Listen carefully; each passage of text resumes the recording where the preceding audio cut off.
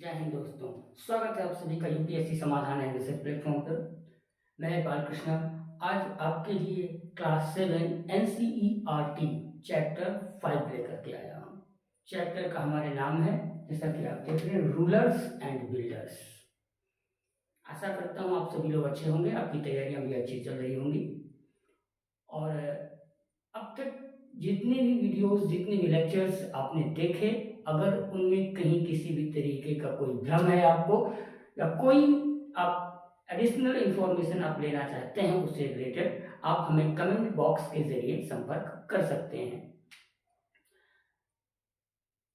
कहते हैं कि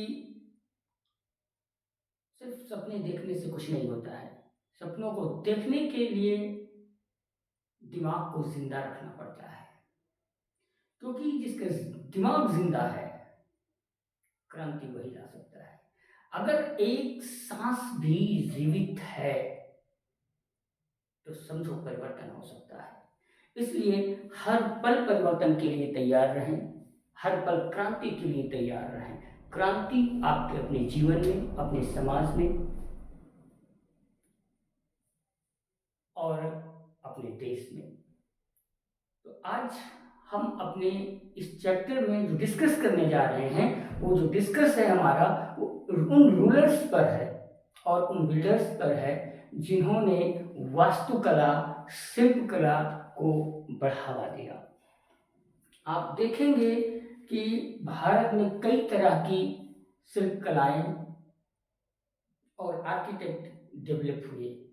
आप देखेंगे यह कि भारत में सबसे पहले 3 तरह की जो है वास्तु शैलियों का जन्म हुआ। वो वास्तु शैलियां कौन कौन सी हैं, उनका क्षेत्र भी डिवाइड है, यानी 3 तरह की वास्तु शैलियां आपके देश में डेवलप हुई। 3 प्रकार की वास्तु शैली।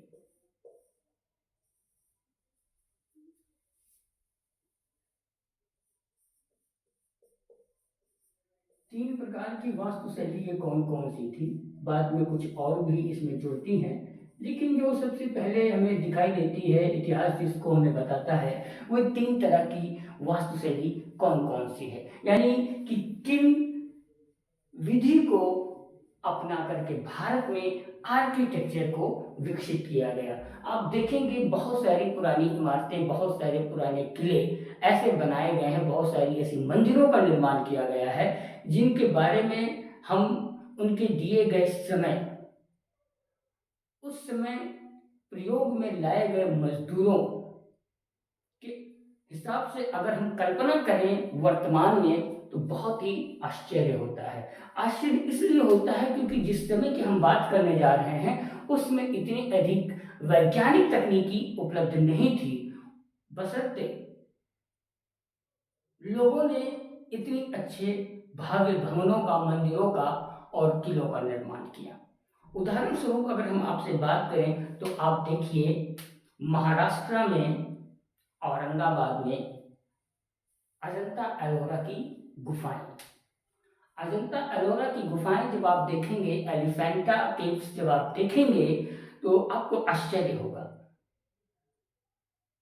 इसको जिस समय बनाया गया उस समय और उसको बनाने में लगने वाले मजदूरों की संख्या, अगर उनको हम आज की तकनीकी के साथ जब उनको हम कंपेयर करते हैं, उनकी तुलना करते हैं, तो आश्चर्य होता है कि आज की इतनी अधिक एडवांस तकनीकी उपलब्ध होने के बावजूद, इतनी एडवांस तकनीकी उपलब्ध होने के बावजूद जितना समय उस समय लगा, वह आज के हिसाब से समय कम लगता है। क्या है? समय कम लगता है।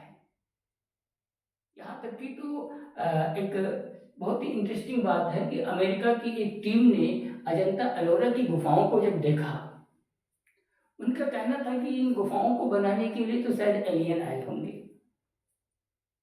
ऐसा उनका कहना था। हालांकि ऐसा सत्य नहीं है। तो हम जो चर्चा कर रहे थे, चर्चा क्या कर रहे थे? 3 प्रकार की वास्तु शैली। हमारे भारत में 3 प्रकार की आर्किटेक्ट डेवलप हुए, जिनमें पहला प्रकार आता है नागर शैली। नागर शैली। दूसरा आता है द्रविड़ शैली, और तीसरा आता है बेसर शैली। अब ये 3 प्रकार की जो शैलियां थी, इनका प्रयोग देश के किन क्षेत्रों में किया जाता था, हम इस पर चर्चा कर रहे हैं। और इन शैलियों में इनकी खास बात क्या थी। कुछ बातें तो ऐसी हैं जो आप देखेंगे कि वो कॉमन है, यानी कि तीनों शैलियों में वे सामान्य रूप से देखी जाती हैं, और कुछ ऐसी बात है जो इन सब में भिन्न भिन्न है। नागर शैली जो है यह मध्य भारत में थी, द्रविड़ शैली दक्षिण भारत में थी, और बेसर शैली उत्तर और मध्य भारत में थी। यानी कि ये जो है मध्य भारत और ये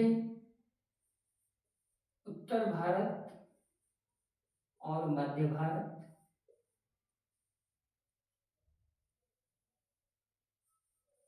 मध्य भारत, और ये जो थी ये दक्षिण भारत में थी, दक्षिण भारत। अब इनकी खास बात क्या है। आप द्रविड़ शैली में जब आप देखेंगे तो जो मंदिरों की ऊंचाई है, जो मीनारें हैं, वो बहुत ऊंची बनाई गई हैं। हालांकि नागर और वैश्य शैली में भी देखने को मिलता है, लेकिन रेदर देन कम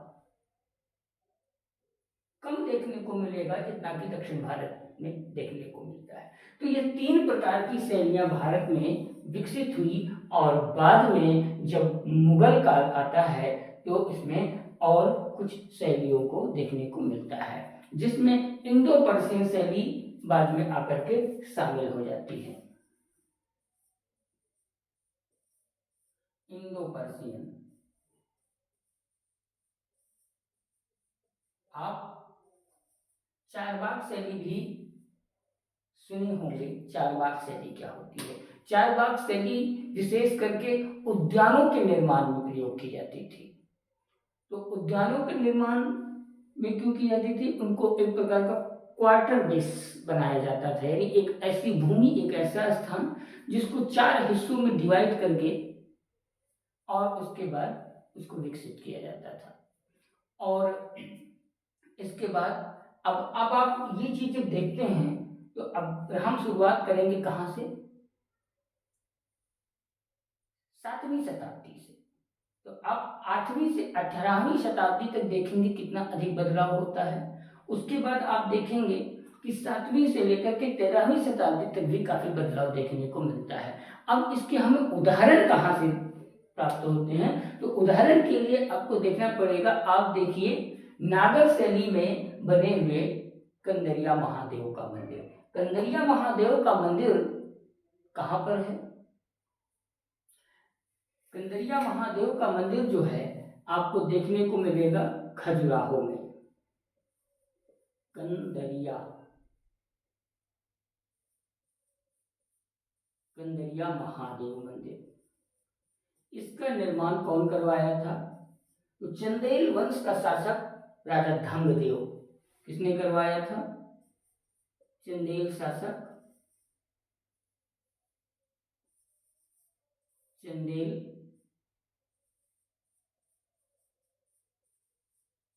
शासक राजा धंगदेव।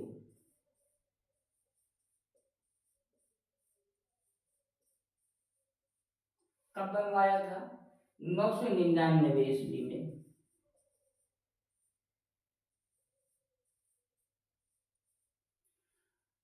तो कंदरिया महादेव का मंदिर एक ऐसा मंदिर है जिसमें आप देखेंगे बहुत ही डेकोरेटेड मंदिर है ये, जिसको कामसूत्र पर बनाया गया है। इसकी जो वास्तु शैली विशेष रूप से है वो क्या है, कामसूत्र पर बनाई गई मंदिर है। इनकी जो खास बात होती थी वो ये होती थी, एक महामंडप का निर्माण किया जाता था। महामंडप मतलब होता है एक हॉल, जो मेन हॉल होता है, ऐसा निर्माण किया जाता था जहाँ पर नृत्य गान होते थे। और उस मंदिर के मध्य में एक गर्भगृह होती थी।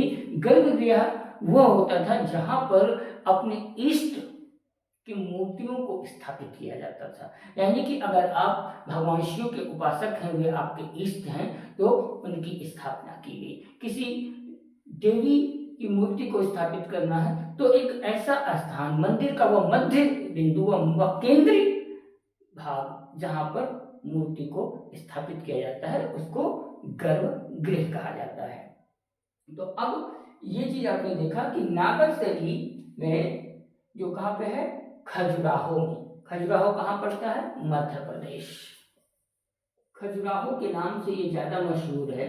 इसको लोग कंदरिया महादेव के नाम से कम जानते हैं। हालांकि इस मंदिर के भीतर जब आप, ये मंदिर सर्वप्रथम जब बनवाई गई थी तो यह मंदिर पब्लिक के लिए नहीं था, यह राजा के अपने स्वयं के लिए था।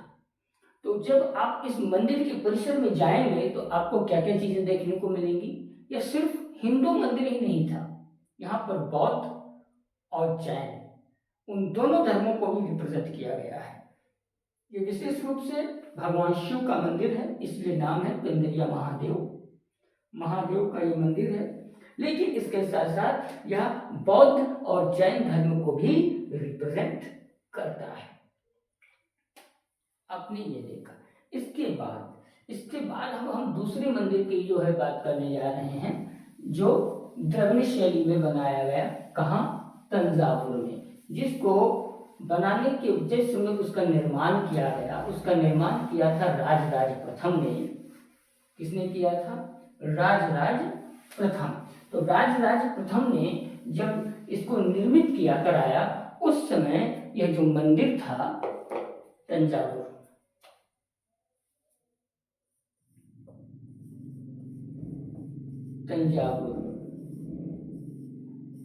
तंजावुर में जो मंदिर बनाया गया,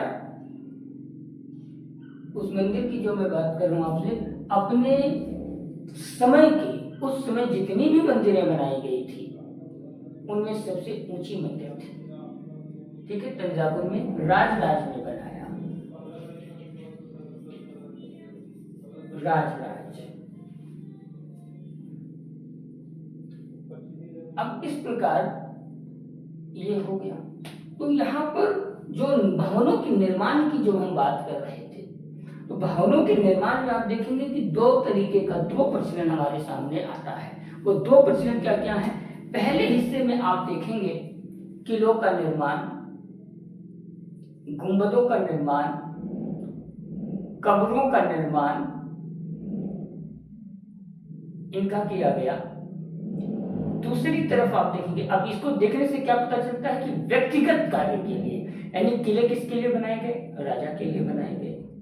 मंदिर का निर्माण विशेष रूप से किसके लिए किया गया, क्योंकि राजा अपने लिए ही विशेष रूप से मंदिरों का निर्माण करता था।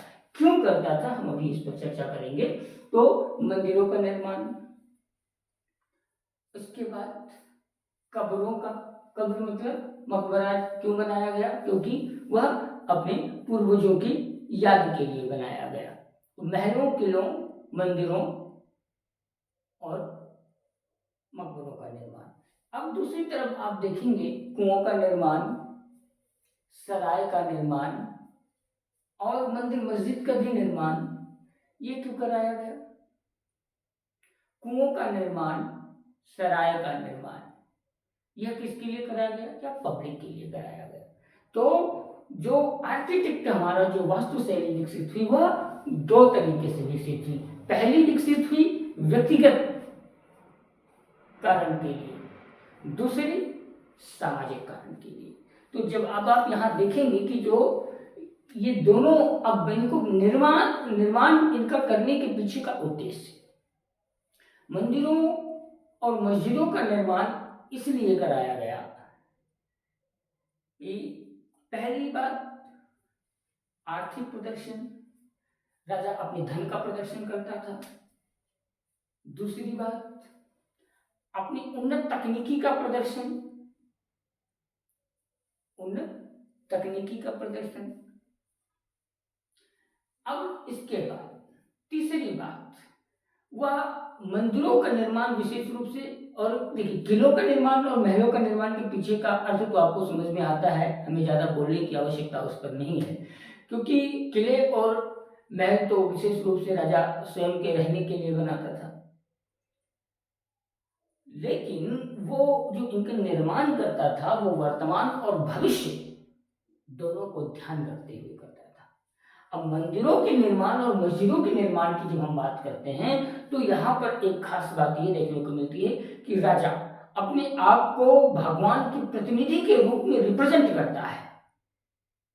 भगवान के प्रतिनिधि के रूप में राजा अपने आप को रिप्रेजेंट करता है और वह पब्लिक की सहानुभूति को प्राप्त करने के लिए मंदिरों का निर्माण करता है। ये हो गया किले, सराय, कुओं, इनका निर्माण क्यों किया गया। उद्यानों का निर्माण क्यों किया गया। उद्यानों के निर्माण के पीछे भी उसको भी दो तरीके से किया गया। पहले तो व्यक्तिगत प्रयोग में लाए जाने वाले उद्यानों का प्रयोग, और दूसरा जो आम जनता के प्रयोग में लाए जाने वाले उद्यान थे उनके लिए उनको भी बनाया गया। तो अब यहाँ पर इसके बाद आप कुएं को बनाने के पीछे का क्या, जल बहुत ही महत्वपूर्ण होता है। जल महत्वपूर्ण इस होता है इसके कारण क्या है कि जल ही जीवन है, ये तो आम बात है, हर कोई जानता है। लेकिन अब आप देखिए अमृतसर का जो एक गुरुद्वारा जो बना हुआ है स्वर्ण मंदिर, यहाँ पर भी एक हरमिंदर साहिब सरोवर है। क्यों? इसके पीछे का जो वैज्ञानिक कारण है वो, पहली बात तो आप देखेंगे कि यहाँ जो इन जल को जो दिखाया गया कि जल सिर्फ मंदिर ही नहीं बल्कि ये हमारे कृषि कार्यों के लिए और मानव जीवन के लिए भी महत्वपूर्ण होते हैं। इसके साथ साथ बहुत सारे आपात समय में वहां से निकलने के मार्ग भी जल के माध्यम से बनाए जाते थे। ऐसा क्यों होता था? क्योंकि एक समय ऐसा आया जब आप देखेंगे कि जो मंदिर थे वो बैंकर्स का काम करने लगे थे। इसीलिए भारत में सबसे ज्यादा जो हमले किए गए विदेशियों के द्वारा वह मंदिरों पर किए गए, क्योंकि मंदिर जो थे वो धन का केंद्र बन चुके थे।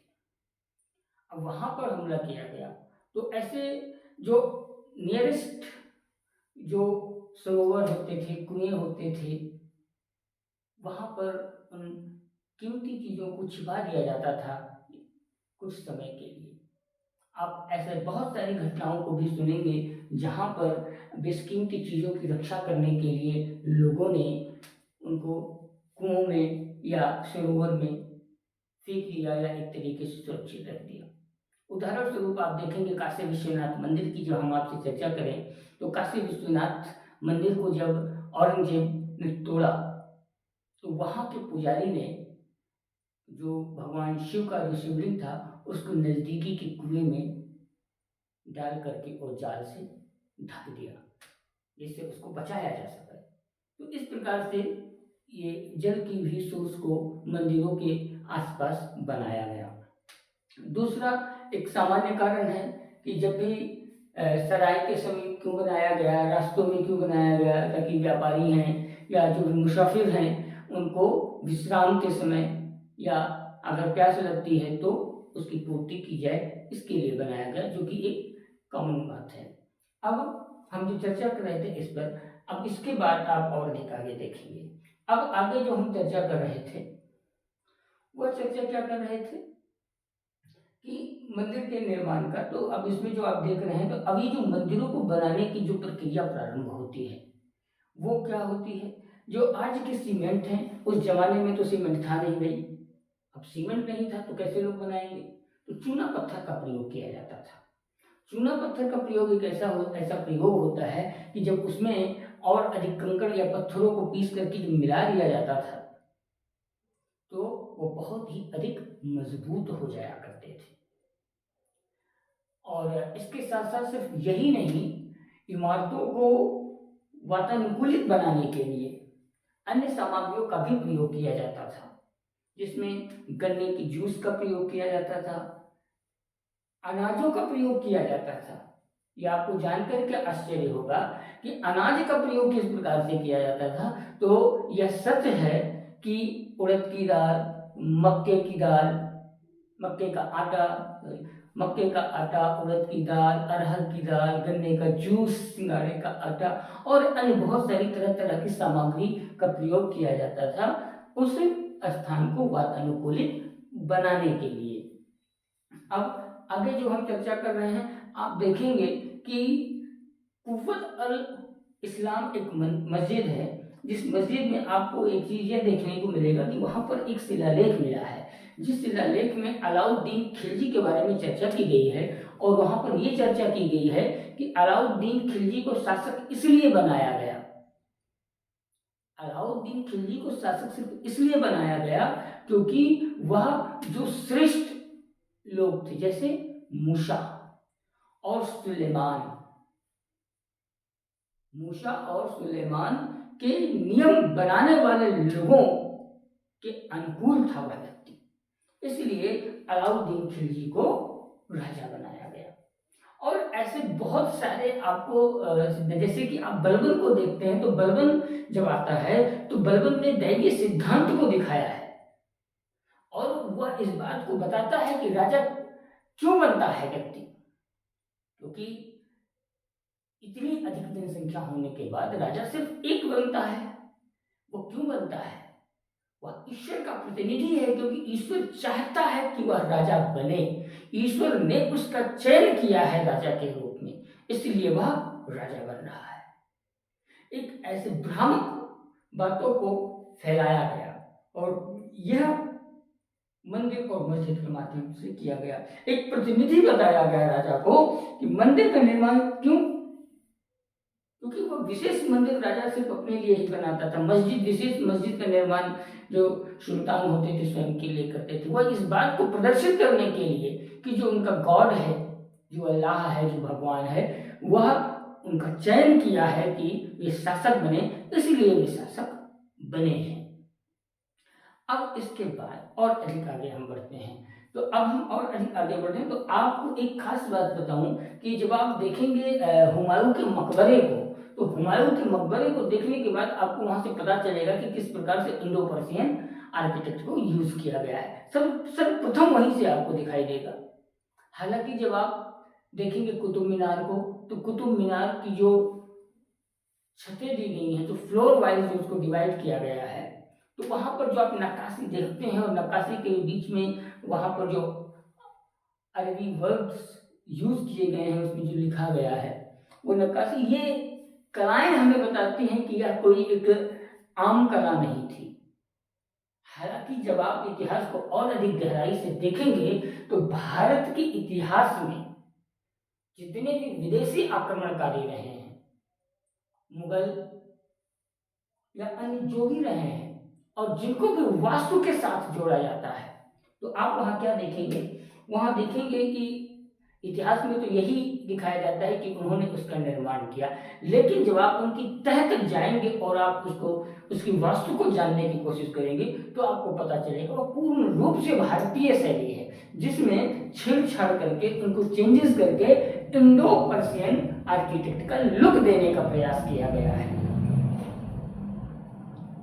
क्या लुक देने का प्रयास किया गया है। तो इस प्रकार जब आप ये देखते हैं, क्योंकि क्या था कि उस समय जो इमारतें, जो भवन बनाए जा रहे थे, उसमें विशेष रूप से दो चीजों का प्रयोग हो रहा था। वे दो चीज क्या थे? पहला चीज था पत्थर। अब पत्थरों को जो इतने भारी भरकम होते हैं, उनको ऊपर तक पहुंचाना बहुत ही मुश्किल काम होता है, क्योंकि क्रेन जैसी कोई आज की सुविधाएं उपलब्ध उस समय नहीं थी। तो इसके लिए क्या किया जाता था? इसके लिए एक ढलान वाले रास्ते बनाए जाते थे। ढलान वाले रास्तों को जो काफी दूर का स्थान लेते हुए और ऊंचाई तक होते थे,